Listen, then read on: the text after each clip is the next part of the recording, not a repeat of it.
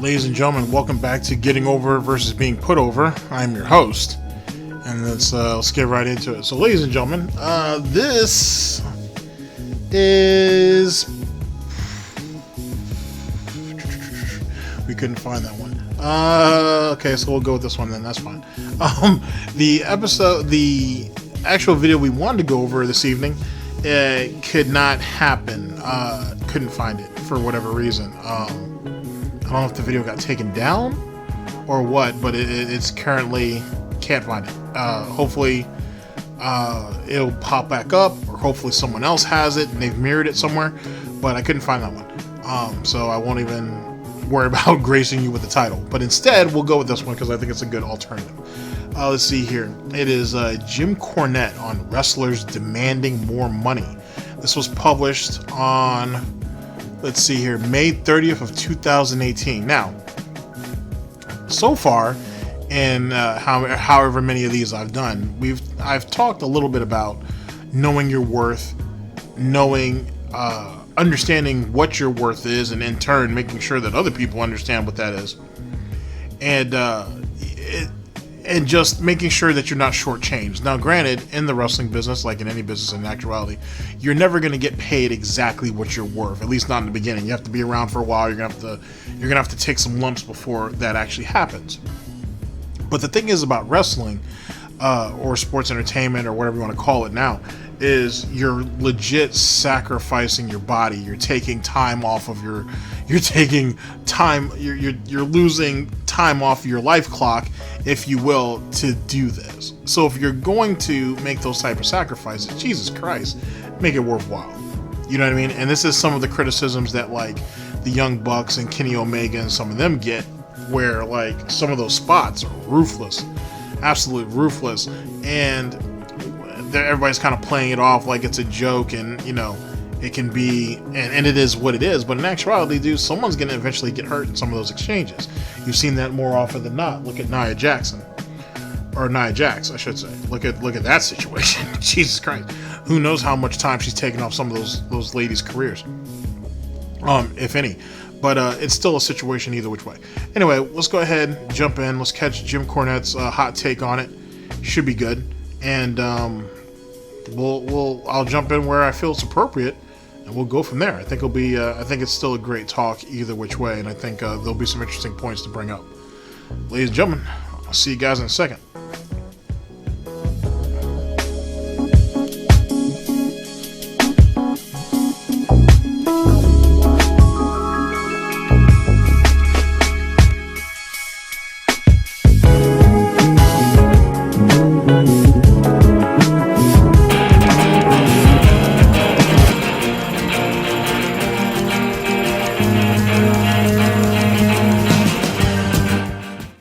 New Zealand, the staff from Cornette's beloved Wendy's are about to go on strike as they look for a better payday. Jim, do you have any stories of any of the workers holding out for better pay? And if so, did it work or backfire on them? Well, okay, this should be good. All right, ladies and gentlemen, we are here. Let's see. Okay,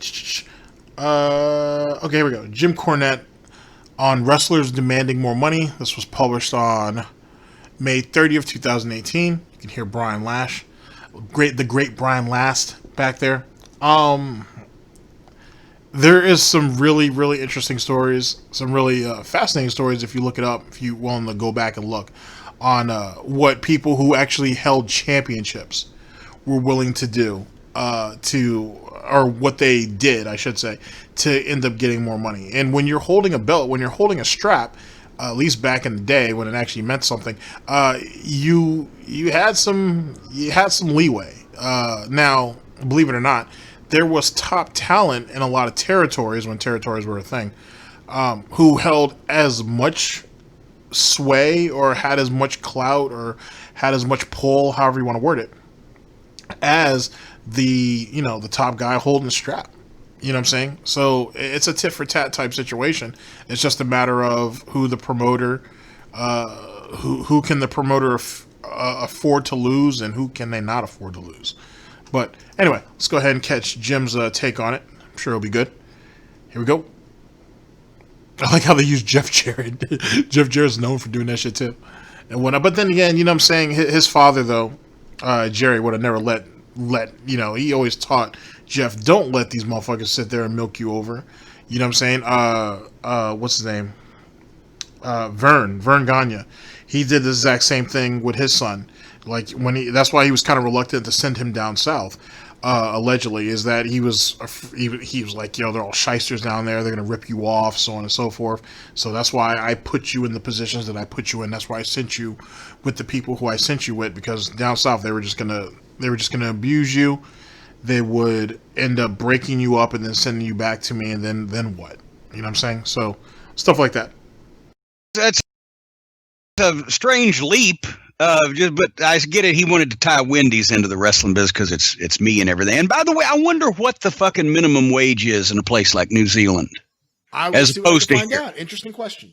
Yes, because I wonder if they have a legitimate gripe, or if the people over here are getting fucked in the ass even worse. Because the attitude of most of the fucking Wendy's workers that I deal with these days is that they would rather be anywhere else. But anyway, guys have been holding promoters up for more money since the dawn of time. Whether it was successful or not is another story. I mean, your buddy Austin Idol over there, Brian, that you used to broadcast with, could probably write the book on that one stories, yeah. Rearranging the specifications after the initial contact had been made. But I mean, it usually only happened. It didn't happen like, hey, often I should say, give me, extra $500 a week from now on, or I'm walking. It was usually over a big house. But a lot of times there were guys who were main event guys who would go to the promoter and say, hey, I've been averaging $700 a week, or whatever the fuck it was, and I thought I was going to make 1,000, or you said I'd make 1,000, or I need to make 1,000, or whatever it is. And they would strong arm a little, guarantee, or a little, under the table bonus every week to get them to where they needed to be. The first time when we went to work for Watts, he told us that we'd be making 1,000 a week a piece, usually at minimum. And the second or third week we were there, we didn't, because there was small shows and we were underneath matches, but he bonused us $200, so we made it. They could do whatever they wanted, but generally a holdup came over the big house, because then the fucking talent has most of the cards. Here, let me jump in real fast. So, for example, like I said, Watts they made a deal with Watts to get 1,000 a week each, and by week 3. They didn't get 1,000, like they got whatever it was, but 800 or whatever the case, whatever it was that Jim just said. But he would bonus them $200. Well, what's the point of bonusing? But yet, then again, they were working small shows, and they were underneath guys. But underneath guys were still able to get bonuses. Why didn't he just pay you guys the flat 1,000? What's the point of doing the bonus thing? And whatnot. I mean, don't get me wrong. Like you said, the promoters can do whatever they want. They can finagle the money any way they see fit. But I would assume with something like that, I mean, I don't know, whatever. I feel like I would have just paid you the 1,000 in the story. You know what I'm saying? At the end, and then call it whatever the fuck you want later. And maybe that's what he did. Maybe he was like, oh well, here's 800 and here's 200 in bonus. But in actuality, on the books, it was written off as 1,000. Or that's how he justified it. Who could say? But I feel like I'd just given him the flat 1,000. It is what it is. But if Watts worked on that system where, okay, you guys get like a base amount, and then if you guys put on a good show, you guys are entitled to a salary. Maybe that's why he split it. So I guess it all works out in the end, I suppose. A huge house on a blow-off match, and one of the guys that's advertised in it says, well, I need some more fucking money. What are you going to do most of the time? Even Vince Sr.'s motto was get the match in the ring, right? Jeff Jarrett, yeah. Jeff Jarrett, get the, there you go. Vince Jr. had to pony up a couple $100,000 to get Jeff Jarrett to drop the belt to a woman on his last night. China. That's actually a really good story. I'm not sure if I've gone over that yet. I think I have, but that's a really good story. I'll give you guys a quick recap, but if you guys should actually, I think it's in a video that I've already done. It might have been in Jim Cornette on Steve Austin refusing to work with Jeff Jarrett. It might have been in that video. But basically, to sum it up, when they brought Jeff Jarrett back in at this particular time, he thought he was going to have a program with Austin. With Stone Cold Steve Austin, as you know, he was moving his way up. He was going to be the guy. And he thought he was going to have a program with him. Austin didn't see a need to, so it didn't happen. And he was going to get a shot at the heavyweight title. What they ended up giving Jarrett was the Intercontinental belt. Jarrett was coming up, his time was almost up with it, but he's still holding the strap. The Intercontinental belt actually meant something back then. And so they needed it off of him, and they were going to give it to China. So when I think Jim Ross went to Jeff, and he was like, hey, you're going to have to drop the title, so on and so forth. Going to drop it to China. And he's like, I don't have no problem dropping it, but it's going to cost, I think he said initially it was going to cost him like $150,000. And he said he'll do the match. No problem. Because Jeff Jarrett knew, they were just trying to get the belt off him. And he was going to be on his way out anyway, because the contract was almost up. So it was like, okay, so, $150,000, we can make that happen. And I guess Jim Ross told Jim Cornette, or it was Jeff Jarrett that told Jim Cornette. He said he walked around the building a couple times, and then he came back to Jim Ross, and he's like, you know what? I want $200,000, or I want $250,000. It was something around that mark. And they said yes, and he was like, cool. And he went out there, he dropped the belt to her. He had a match, obviously. He dropped the belt, he collected his money, and he was out. End of story. You know what I'm saying? And it wasn't like Jeff had ever had a problem with dropping a strap. That's no big deal. No one should take any situation of that. But I think the fact that they made all these promises to get him to the WWF, now WWE, and then they weren't coming through with the rest of the promises. Yeah, they put a belt on him. Wasn't the belt that they said he was competing for, and he's not getting the program with Austin, which is one of the hottest people in the business at the moment. This is kind of his compensation. Intercontinental belt. Well, hey, we'll give you this, and he's like, I don't think that's enough compensation. I want $250,000 on my way out, and he got it. Because they needed to get the belt off him. At the end of the day, they had to get that strap off of him. And because they couldn't afford, because Vince knows what it's like to have someone leave the company with the belt still on him, and we all saw what happened to that. We all saw what happened to that. Shit, right into the WCW fucking trash can. Territory, back when guys actually still took the business seriously, and the people did somewhat as well and were respectful to it. Jeff, I applauded that when I found out it was $200,000. I knew he was walking around the building and that there was talks going on, but I didn't know it was $200,000 for a while. But to on his last night in the company, where he's going to have to go somewhere and make money after that, to lose on pay-per-view to a woman, he needed $200,000, and I'm proud of him for that. Me too. So there, we got the confirmers on it. 200,000, 200K. Shit, I'll do that. So that's pretty good for a night's work. Ernie Ladd, we've talked about, used to, if he didn't think he'd been being treated right, and it got to the big show and the big house, and he told the promoter what he needed, and they didn't say, well, we think you're right, Ernie, then he'd take his bag and he'd walk out to the ring and around the ring and out the front door, so people knew what was going on. But usually it was and then Ernie, Superstar Billy Graham, and Ivan Koloff had a deal with Vince Sr. that they all three got paid the same regardless of their position on the card, because they were the rotating main event heels in the territory at the time, and they all had a hand in drawing the house. So there's everybody's probably got some kind of crazy hold up story or whatever. It's been going on since the dawn of time, but usually it wasn't like tear up my contract, because there were none. That was Well, I one can way. understand that maybe you have 3 rotating heels that are each one of them are like the flavor of the day. Let's give it a little bit more respect than that.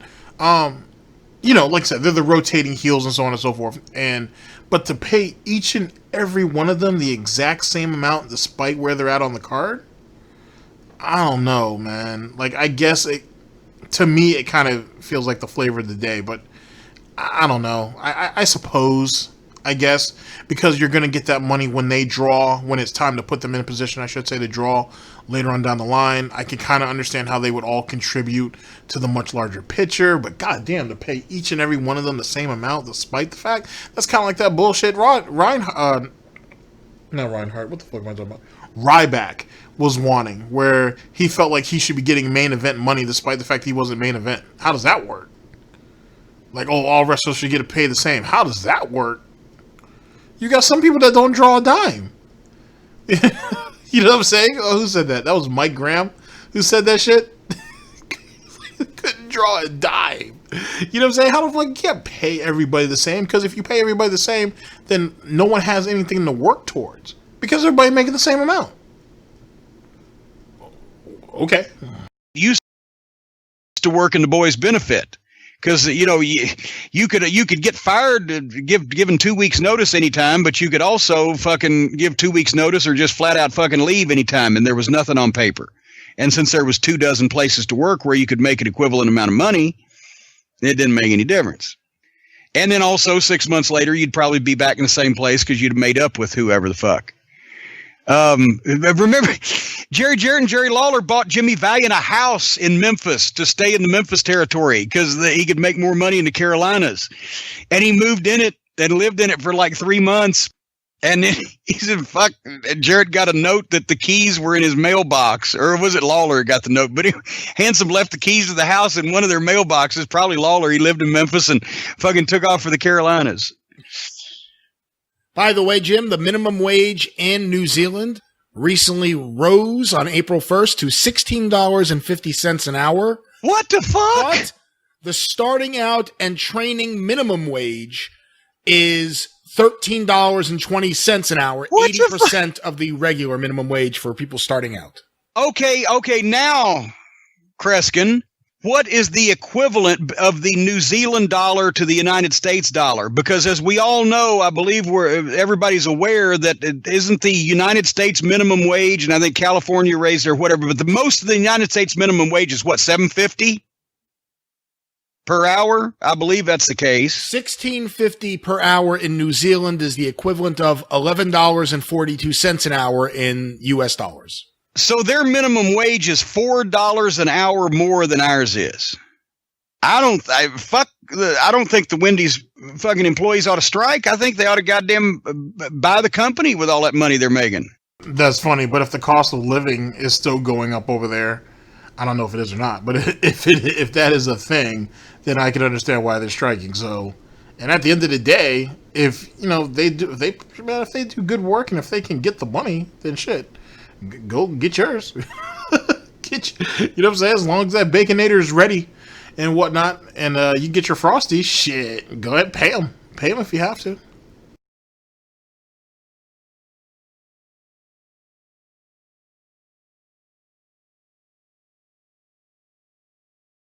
Oh boy. All right, short but sweet. All right, ladies and gentlemen, give me a second to go ahead and finish this up. I'll give you guys final thoughts. And I will see you guys next week with hopefully something with a little bit more filling, if you will. I'll see you guys in a second.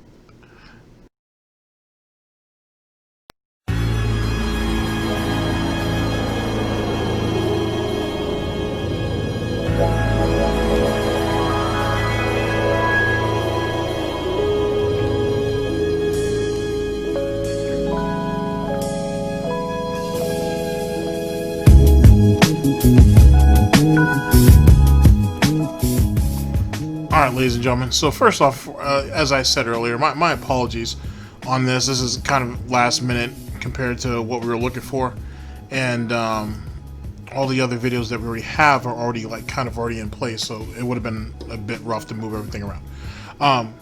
Yet again, thank you very much to Jim Cornette and Brian Lass Very much appreciate it.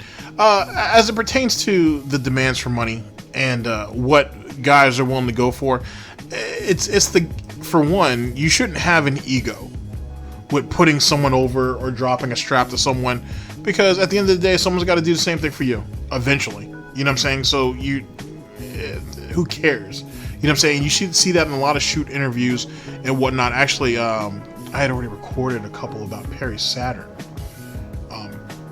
So that should be coming out soon. I'm not sure about next week, but the week after. Where Perry talks about that. That wasn't the main topic, but he talks about that a little bit, where he's like, yo, it's like, I don't, at least it's in one of those videos I did, where he talks about that. Maybe it was when he said Heat with Kevin Sullivan. That might have been in that video. But anyway, he talks about having to drop the strap, and he's like, hey, it's no big deal. You know what I'm saying? You don't have no ego to it. I don't have an ego with putting people over. It's usually about finishes, to be honest with you, because no one wants to look. You don't want to be buried. You know what I'm saying? At the end of the day, and then and money, I'm sure, is a factor in that as well. But no one wants to be buried putting someone else over. As it pertains to money, like I said, you're out there, you're getting busted up night in, night out. The WWF at the time, now WWE, had fucking grueling fucking road schedules and shit. And that shit gets brutal. That gets brutal. So when you think about like those table, ladders, and chairs matches and shit they used to have, the Dudleys, Edge and Christian, and the Hardys, that shit must have been a fucking problem. That shit must have been horrible. So you got to understand and take it into account that there's going to be, you have to make sure you're being compensated in some type of way given those type of circumstances. At least that's my initial thoughts, but make of that what you will. Ladies and gentlemen, thank you very much for listening in. I very much appreciate it. And I'll see you guys for the next one of these. Should be next Sunday and whatnot, trying to keep up with the active trend. Because that's a thing, right? Right. Ladies and gentlemen, this is getting over versus being put over. And I'll see you guys for the next one. Take care of yourselves out there. And make sure, if you can, get what you're worth. For sure. Later, people.